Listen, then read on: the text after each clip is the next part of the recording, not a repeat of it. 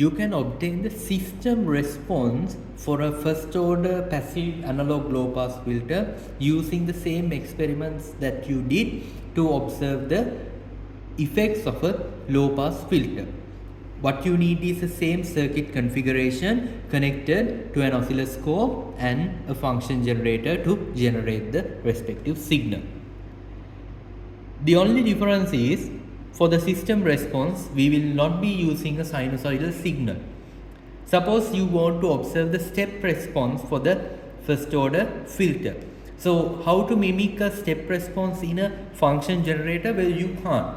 But what you can do is use a pulse waveform or a square wave at a very low frequency, and you can have the amplitude set at 1 volt to mimic a unit step input. So that is how you can observe the system response of a first order analog passive low pass filter. First step is setting up the function generator. So the number one thing you need to do is change the waveform type from a sinusoidal waveform to a square or pulse waveform using the function button in this particular function generator. After that, you need to set the frequency. Now I can go for a very low frequency such as 1 Hz, but it won't be clearly represented in a oscilloscope. So to compensate for that, I will select a frequency of around 10 Hz. So I will select the frequency as 10 Hz. Then the amplitude, I can set it as 1 volt peak to peak to mimic a unit step input. So I will go to amplitude and select 1 volt. So this is my input waveform set up from the function generator. Now all I need to do is output the signal from the function generator and press the auto set button in the oscilloscope.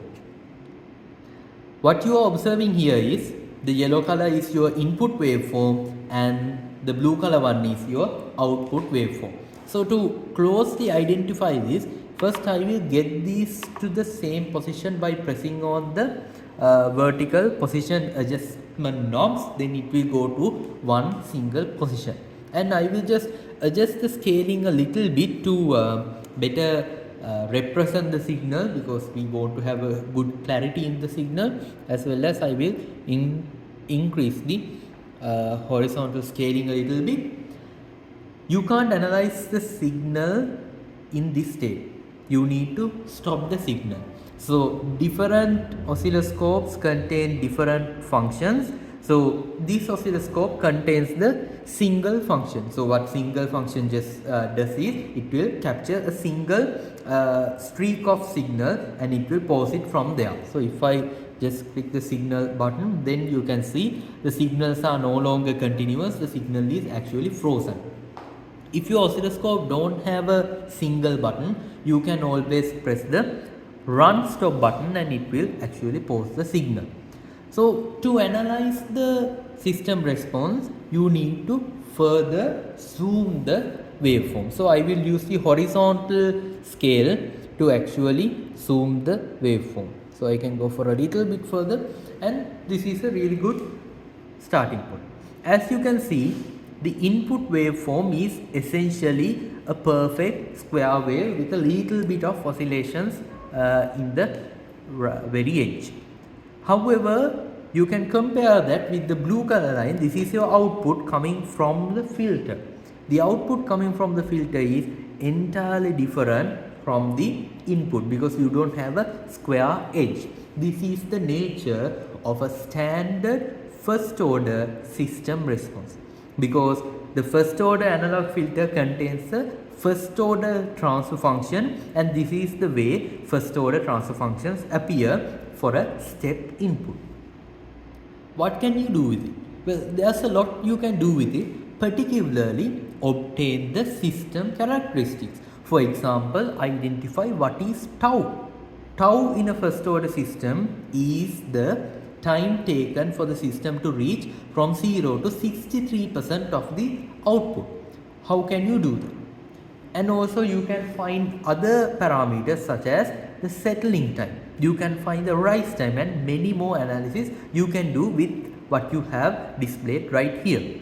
To do all of those things that I just explained, you need to use the cursor command. Every oscilloscope has a cursor command, so you can press the cursor command. Now the configuration of the cursor command is different from oscilloscope to oscilloscope.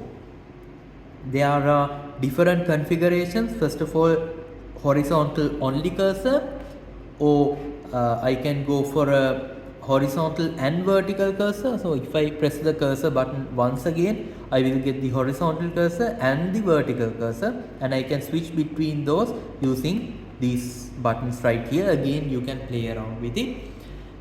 And now you just need to fine tune the selection. So if I go to the horizontal cursor, I can first go to the vertical cursor, and I can go to the starting point of the blue color line. So I have the bottom cursor is in the starting position of the blue color line, and then if I press this again, I can go to, as you can see, there are dotted lines appearing and solid lines appearing. I can go to the topmost value. So now I am at the peak, or the steady state value. So using this display, you can read out what are the measurements. So essentially your position, so basically the delta value between y1 and y2, so this is y1 and this is y2, you can identify their respective measurements. So one is at 496 millivolts and the other one is at minus 532 millivolts. So you can either go up in the scaling to eliminate the negative sign, so you can leave it as it is. But the delta is what matters, and the delta is approximately 1.02 volts, that is corresponding with our input amplitude, which was 1 volt peak to peak. And now again you can actually select the horizontal cursor. So I will select the leftmost cursor and go to the very beginning. So this is my beginning, and I can go to the other cursor. Now I can see, no, so the peak value is 1.02. Approximately you can assume it as 1 volts. So the tau value for a first order system is the 63% of the output. So if the delta value is 1 volt, so 63% of that is 0.63 volts, so 630 millivolts. So what I can do is, I will go to the vertical cursor and I will reduce it until I reach 630 in the delta. So 632 approximately, that is correct. Now I need to find the time. So remember this point, this is the amplitude at 630 volts. Now I will select the horizontal cursor, this one, and I will keep scrolling until I reach the crossing point. Now I need to look for the delta in terms of time, because one time axis is here, the starting position, and the other time axis is here, corresponding to the 63% of the total waveform. And here you can see the time as 142 microseconds. This is how you can analyze the system response from a first order analog passive low pass filter. Not only this, you can do many other forms of analysis as well in the similar way. You can you already found the steady state value KSS, that is the final value here. You can find the rise time, you can find the settling time, that is 98% of the final value, and so on. So you can do a lot of analysis by using the system response, and this is perfectly coinciding with the theoretical system response for a first order low pass filter as well.